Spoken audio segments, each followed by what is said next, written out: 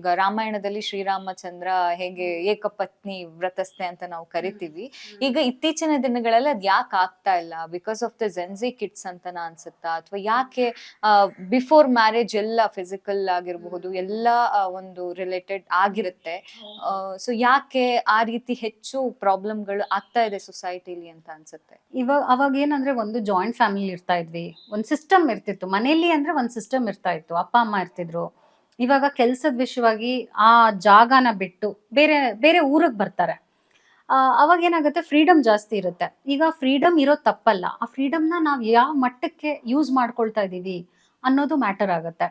And ಈಗ living together, ನಾನು ಈಗ ಹುಡುಗ ಹುಡುಗಿ ಅವ್ರ ಅಪ್ಪ ಅಮ್ಮಂಗೆ ಹೇಳೇ ಇರಲ್ಲ ಲಿವಿಂಗ್ ಟುಗೆದರ್ಲಿ ಇದ್ದೀವಿ ಅಂತ. ಅವ್ರು ಲಿವಿಂಗ್ ಟುಗೆದರ್ಲಿ ಇರ್ತಾರೆ ಬಿಕಾಸ್ ಅದೊಂದು ಸೀಕ್ರೆಟ್ ರಿಲೇಶನ್ಶಿಪ್ ಆಗಿರುತ್ತೆ. Still it's just a secret relationship. So it is a comfort relationship ಅಷ್ಟೇ. ಅವ್ರಿಗೆ ಇದೊಂದು ಬೆನಿಫಿಷಿಯಲ್ ಇರೋವರೆಗೂ ಆ ರಿಲೇಶನ್ಶಿಪ್ ನಲ್ಲಿ ಇರ್ತಾರೆ.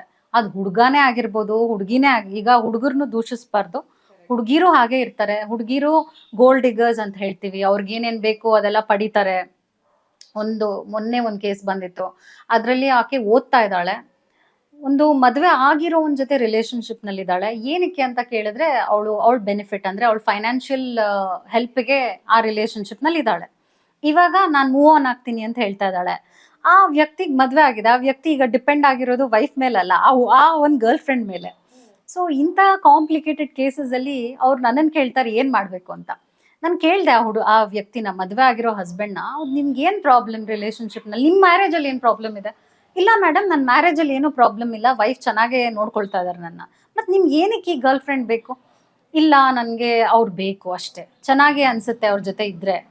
ಸೊ ಒಂದು ಫೀಲ್ ಗುಡ್ ಫ್ಯಾಕ್ಟರ್ಗೂ, ಒಂದು ಅಪ್ರೂವಲ್ಗೂ, ವ್ಯಾಲಿಡೇಷನ್ಗೂ, ಅಯ್ಯೋ ನನ್ನ ಒಬ್ರು ಇಷ್ಟ ಪಡ್ತಾ ಇದ್ದಾರೆ ಅನ್ನೋ ಆಸೆಗೂ ಅದು ಒಳ್ಳೇದಲ್ಲ ಅಂದ್ರು ಆ ಥರ ರಿಲೇಶನ್ಶಿಪ್ಸ್ನಲ್ಲಿ ಎಷ್ಟೋ ಜನ ಈಗಲೂ ಇದ್ದಾರೆ. ಇನ್ನೊಂದು, ನೆನ್ನೆ ನಾನು ನೋಡಿದೆ, ಡೇಟಿಂಗ್ ಆ್ಯಪ್ಸ್ನಲ್ಲಿ ಇವಾಗ ಯಾವ ಥರ ಬಂದಿದೆ ಅಂದರೆ, ಮ್ಯಾರಿಡ್ ಪೀಪಲ್ ಕೂಡ they can have a relationship, open relationship ಅಂತ ಆ್ಯಪ್ಸ್ ಬಂದಿದೆ. ಅಂದರೆ married people can have an illegal or some affair or a fling with some other person. ನೀವು ಈಗಲೂ ಗೂಗಲಲ್ಲಿ ಜಸ್ಟ್ ಆ್ಯಪ್ಸ್ನ, ಡೇಟಿಂಗ್ ಆ್ಯಪ್ಸ್ ಅಂತ ಟೈಪ್ ಮಾಡಿಬಿಡಿ. ಡೇಟಿಂಗ್ ಆ್ಯಪ್ಸ್ ಅಂದರೆ ಅದರಲ್ಲಿ ವೆರೈಟಿ ಆ್ಯಪ್ಸ್ ಇದಾವೆ. ಏನಂದರೆ ಹೇಳಿದ್ನಲ್ಲ, ಮದುವೆ ಆದವರು ಕೂಡ ಒಂದು ಓಪನ್ ರಿಲೇಶನ್ಶಿಪ್ನಲ್ಲಿ ಇರ್ಬೋದು.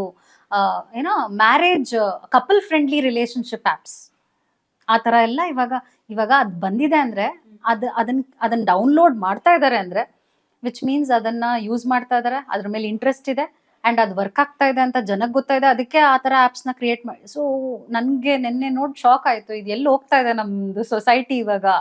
ಇಷ್ಟು ವ್ಯಾಲ್ಯೂಸೇ ಇಲ್ಲದೆ ಬ್ರೇಕ್ ಮಾಡ್ತಾ ಇದೆ. ಸೊ ಇನ್ನೊಂದು ಸ್ವಲ್ಪ ವರ್ಷ ಆದಮೇಲೆ ನನಗೆ ಅನಿಸುತ್ತೆ ಪರ್ಸ್ನಲಿ, ಮ್ಯಾರೇಜ್ ಅನ್ನೋ ಸಿಸ್ಟಮ್ ಇರೋದಿಲ್ಲ ಅಂತ. It will break. That is a very sad thing.